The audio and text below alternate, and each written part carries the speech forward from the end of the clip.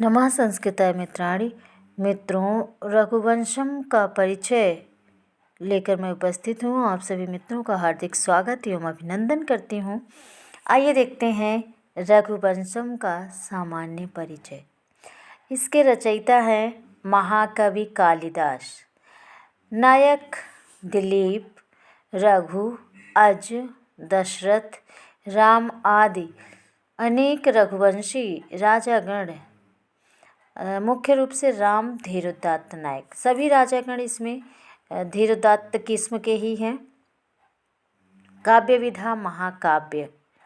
रचना काल ईसा पूर्व प्रथम शताब्दी से चतुर्थ शताब्दी के मध्य। इसमें विद्वानों में मतभेद है, इसलिए ये क्लियर नहीं है। सर्गों की संख्या 19 है। कितने सर्ग हैं? 19 सर्ग हैं। रस कौन सा है? तो रघुवंशम वीर रस प्रधान काव्य है। मित्रों, यहाँ वीर रस के 4 भेद बताए गए हैं: धर्मवीर, युद्धवीर, दानवीर और दयावीर। और रघुवंशम में इन चारों वीर रसों का वर्णन है। रघुवंश के अंतिम सर्ग में मुक्त रूप से श्रृंगार का वर्णन है। करुण रस के उद्भावन में रघुवंश का अज विलाप अत्यंत द्रावक है। वीर रस के प्रयोग में कालिदास पौराणिक अनुष्टुप छंद का प्रयोग करते हैं। रघु की दिग्विजय और राम रावण युद्ध। कालिदास का प्रिय रस श्रृंगार ही है। छंद योजना देखते हैं तो कालिदास ने छंद प्रयोग की दृष्टि से गेय छंदों का अधिक उपयोग किया है। मित्रों, रघुवंश के 19 सर्गों में 22 छंदों का प्रयोग हुआ है। सर्वाधिक प्रयुक्त छंद उपजाति 578 श्लोकों में उपजाति छंद है। और दूसरा सर्वाधिक प्रयुक्त छंद अनुष्टुप छंद, जो 548 श्लोकों में किया गया है। तो मित्रों, पहले नंबर पे उपजाति छंद जो 578 श्लोकों में, और दूसरे नंबर पे है अनुष्टुप जो 548 श्लोकों में मिलता है। और रघुवंश के नवम सर्ग में विभिन्न छंदों का प्रयोग मिलता है। नवम छंद में अनेक छंदों का प्रयोग, नवम सर्ग में अनेक छंदों का प्रयोग मिलता है। रघुवंश के दुखद प्रसंग के वर्णन में रथोद्धता छंद का प्रयोग, करुण रस के चित्रण में वैतालीय छंद का प्रयोग, अजविलाप। रघुवंश में कबीर ने नाराज जैसे बड़े छंद का प्रयोग एक बार किया। मित्रों, आइए देखते हैं रघुवंशम के सभी सर्गों के नाम और उसमें श्लोक संख्या। तो पहला सर्ग देख लेते हैं, क्योंकि कोई भी सर्ग पूछा जा सकता है। पहला है वशिष्ठ आश्रम अभिगमन। मित्रों, वशिष्ठ आश्रम अभिगमन, तो ये पहले नंबर पे है और इसमें श्लोकों की संख्या 95 है।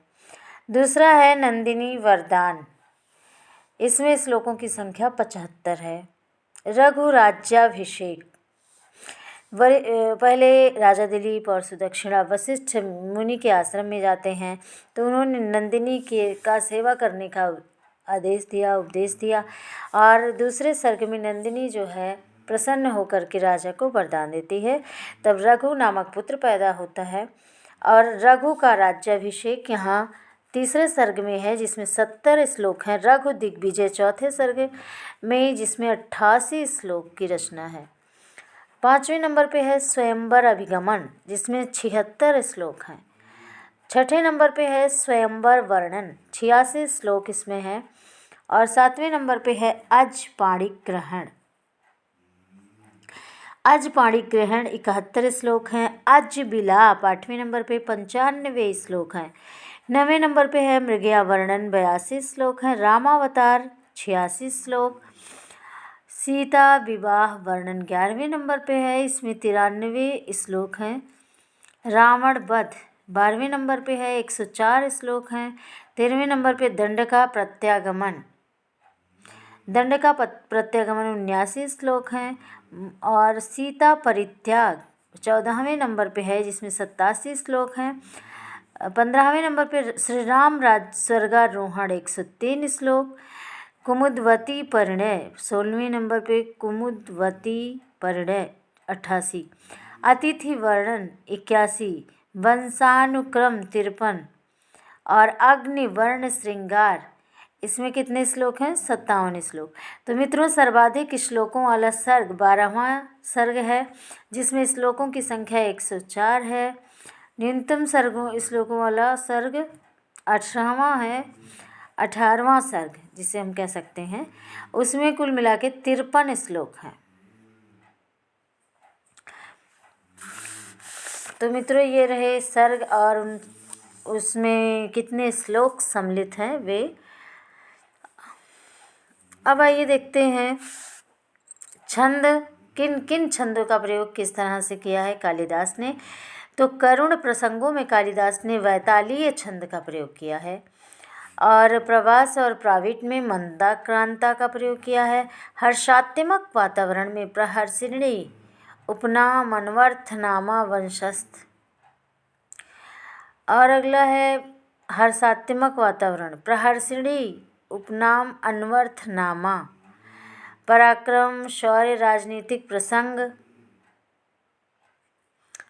आदि वंशस्थ छंद में। पौराणिक वृत्त, युद्ध यात्रा, ये सब अनुष्टुप छंद में। और क्या है?